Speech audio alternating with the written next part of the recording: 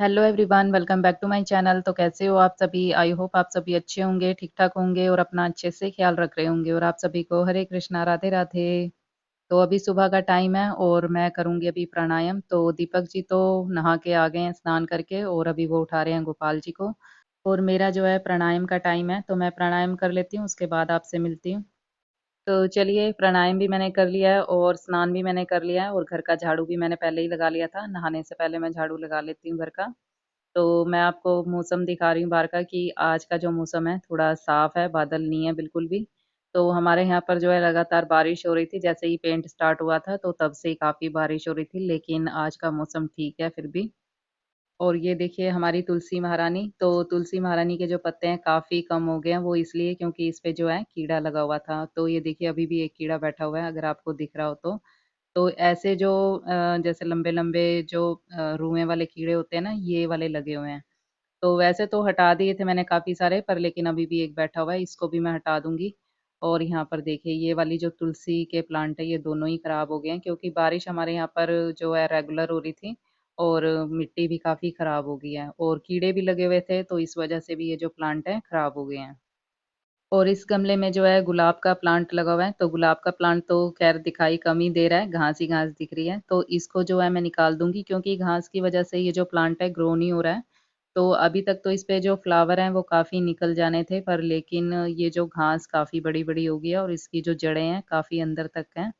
तो ये मेरे से निकल नहीं रही है, तो मैं कैमरा पहले रख लेती हूँ अपना, क्योंकि मेरे हाथ में कैमरा है।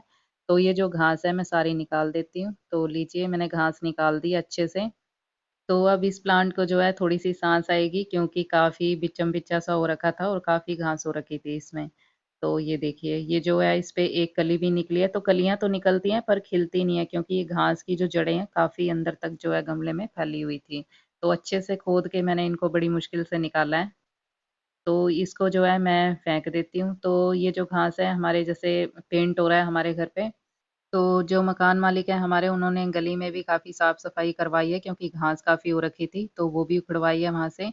और ये जो घास है ये भी मैं वहीं फेंक दूंगी क्योंकि जब वो कूड़े वाली गाड़ी आएगी तो वो उठा के ले जाएंगे। तो इसको भी मैंने नीचे फेंक दिया है। और ये जो प्लांट है इसको मैं अभी जो यहीं पर रखा रहने दूंगी क्योंकि धूप अच्छे से लग जाएगी। और ये मिट्टी में जो है ना गमलों की काई काई सी लग गई है। तो मैं सोच रही हूँ अगर पेंट बचा तो ये जो गमले हैं इनको भी पेंट कर दूंगी। तो देखूंगी अगर पेंट बचा तो कर दूंगी, नहीं तो फिर जो है गेरू मिट्टी से ही इसको मैं लीप दूंगी क्योंकि ये गमले भी काफी गंदे से लग रहे हैं। तो अभी जो पेंट का काम है वो तो चल ही रहा है क्योंकि दीवारें तो पेंट हो ही रही हैं, तो काफी हद तक तो हो गया है काम, लेकिन जो दरवाजे खिड़कियां हैं वो भी अभी पेंट होंगी। तो वो भी काम चल ही रहा है। तो देखो कब तक ये खत्म होता है, क्योंकि जब तक ये घर में से पेंट वाले निकलेंगे नहीं तब तक जो है घर की साफ सफाई भी जो है अच्छे से हो नहीं पाएगी क्योंकि ये कभी कुछ कर ही रहे हैं। तो बस अब मैं जाऊंगी नहाने के लिए। तो कंघी भी मैंने कर लिया और कपड़े भी निकाल लिए अपने। तो आज आप सोच रहे होगे कि आज मैं इधर उधर होके टाइम पास क्यों कर रही हूँ, क्योंकि आज मुझे टिफिन नहीं बनाना। और टिफिन क्यों नहीं बनाना, क्योंकि गैस सिलेंडर हो गया है खत्म। तो ये जो बर्तन आप देख रहे हो ये अंजलि ने रात को धो के रखे थे, तो ये भी अभी मुझे जोड़ने हैं। कन्नू, ए कन्नू, कन्नू, तेरी छुट्टी है ना आज? है?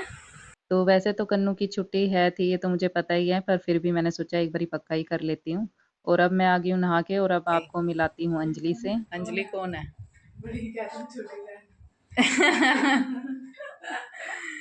छोटी बहन।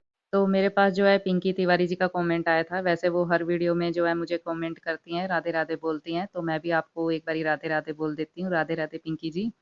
तो आपने पूछा था कि अंजलि कौन है, तो अंजलि जो है मेरी बड़ी बेटी है। तो मैं अंजलि से कह रही थी कि मेरे पास एक सब्सक्राइबर का जो है कमेंट आया है और वो पूछ रहे हैं कि अंजलि कौन है। तो मैंने कहा उसको कि चल तू खुद ही बता दे, तो वो कहने लगी मजाक में कि मम्मी आप ऐसे कह दो कि मेरी छोटी बहन है। तो आई होप आपको पता लग ही गया होगा कि अंजलि कौन है। अंजलि मेरी जो है बड़ी बेटी है। तो बस अब सूरज देवता जी को मैंने जल चढ़ा दिया है और अब आ गई हूँ मैं सीधा अंदर और अब कराऊंगी गोपाल जी को स्नान। तो ये मैं गोपाल जी की जो है न्यू ड्रेस लेके आई थी, तो काफ़ी दिन से ये रखी हुई है। तो मैंने सोचा चलो आज गोपाल जी को जो है यही ड्रेस पहनाते हैं। तो अब जो है जैसे बारिश होती है ना तो ठंड सी हो जाती है हल्की हल्की सी। तो मैंने सोचा चलो आज गोपाल जी को जो है ड्रेस ही पहना देती हूँ। तो जब गर्मी होती है, जब जैसे धूप भी निकल आती है, तो किसी टाइम जो है गर्मी भी हो जाती है दोपहर के टाइम, तो मैं गोपाल जी को जो है फिर बनियान भी डलवा देती हूँ। तो गोपाल जी की जो मार्केट से मैं ड्रेस लेके आती हूँ तो इनमें जो है बुकरम लगी होती है, कड़क सी होती है ये ड्रेसें।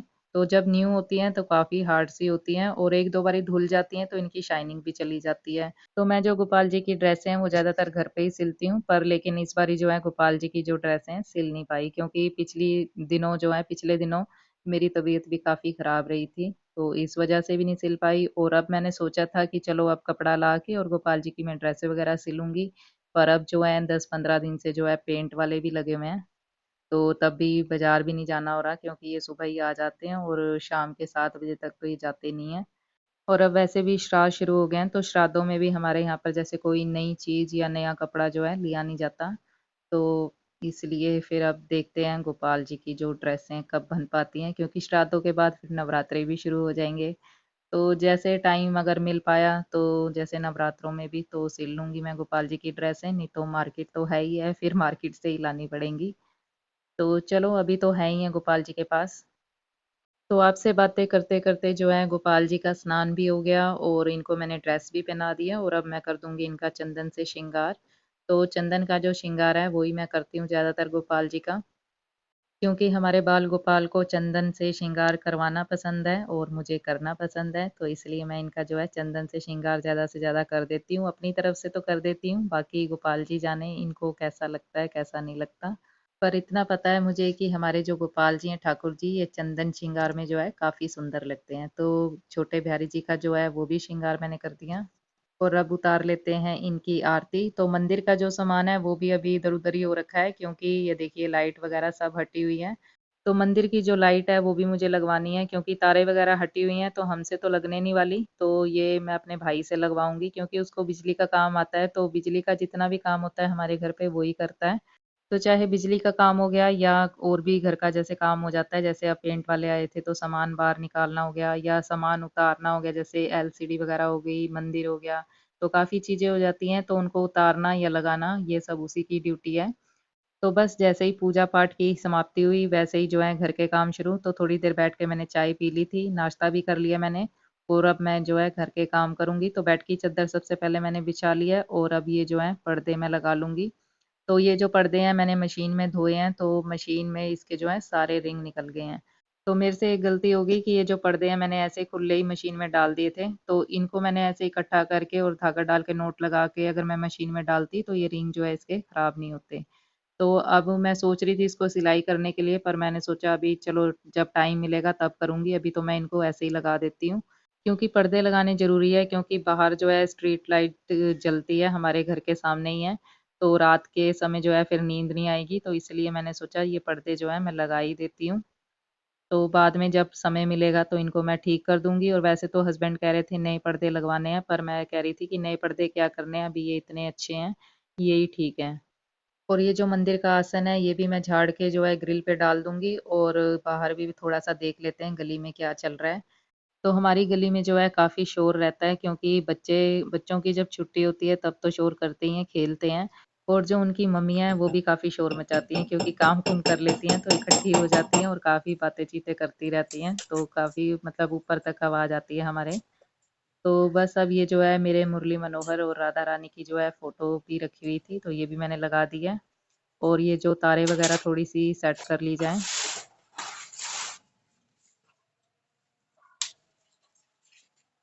और ये जो पेंट वाले भैया हैं ये भी आ गए थे करने के लिए पेंट, और बस अब मैं जो है गेहूं धो लूंगी, क्योंकि आज धूप निकली है, तो मैंने सोचा ये भी काम कर लिया जाए।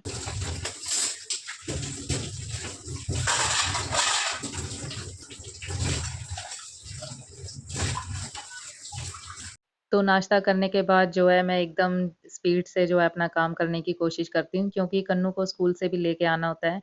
तो जब कपड़े अगर मैंने धोने होते हैं तो मैं साथ के साथ बर्तन भी धोती रहती हूँ, उधर कपड़े धुलते रहते हैं और इधर मैं बर्तन धो लेती हूँ, रसोई साफ कर लेती हूँ। तो आज मुझे कपड़े तो नहीं धोने थे, लेकिन मैंने सोचा चलो कपड़े नहीं धोने तो मैं गेहूं ही धो लेती हूँ। तो गेहूं में पानी भरने के लिए मैं जैसे ही लगा देती हूँ वैसे ही बर्तन धोने के लिए आ जाती हूँ अंदर। तो ऐसे करके जो है मैं काम करती हूँ अपना। तो टाइम वेस्ट जो है कम होता है ऐसे, क्योंकि बर्तन भी धुल जाते हैं और गेहूं भी जैसे अब धुल जाएगी या कपड़े धोने हो तो वो भी साथ के साथ धुल जाते हैं। तो अगर एक काम को लेके बैठे रहो तो फिर वो काम जो है लंबा खिंच जाता है, ज़्यादा देर लगती है फिर घर का काम करने में। तो लीजिए रसोई भी हो गई है साफ, और अब मैं जो है गेहूं धो लेती हूँ।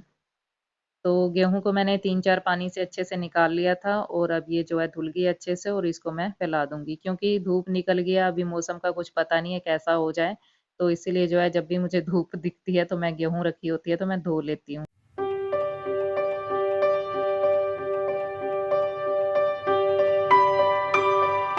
और अब फिर से आ गई हूँ मैं रसोई में, तो ये दूध रखा हुआ था 2 दिन का मतलब दूध है, तो मैंने सोचा दही तो मैंने जमाया नहीं था, रात को मैं भूल गई थी, तो मैंने सोचा क्यों ना इसका पनीर ही बना लिया जाए। तो दूध में अच्छे से उबाला आ जाएगा तब मैं ये जो है सिरका डालूँगी। तो सिरका मैंने इसमें डाल दिया है और ये देखिए पनीर जो है अच्छे से बन गया है, फट गया है दूध। तो दूध फटाने का सबसे सही तरीका यही है कि जब दूध में उबाला आता है और दूध ऊपर आने लगता है तो तब थोड़ा-सा इसमें सिरका डाल दो या नींबू डाल दो, तो ये तुरंत से फट जाता है। तो ये देखिए कितना अच्छा जो पनीर बन के तैयार हो गया और अब इसको मैं छान लेती हूँ। तो ये देखिए ये मैंने छान लिया है और इसकी जो है मैं भुर्जी बना लूँगी दोपहर के टाइम। तो ये जो दूध वाला पानी था, इसको मैंने डाल दिया है ये मंदिर वाले बर्तनों में क्योंकि ये तांबे पीतल के बर्तन हैं और ये जो है सिरके वाला पानी था, तो इसमें मैंने डाल दिया है, तो ये भी आज मुझे साफ़ करने हैं। तो चलिए मिलते हैं नेक्स्ट वीडियो में, तब तक के लिए हरे कृष्णा, राधे राधे।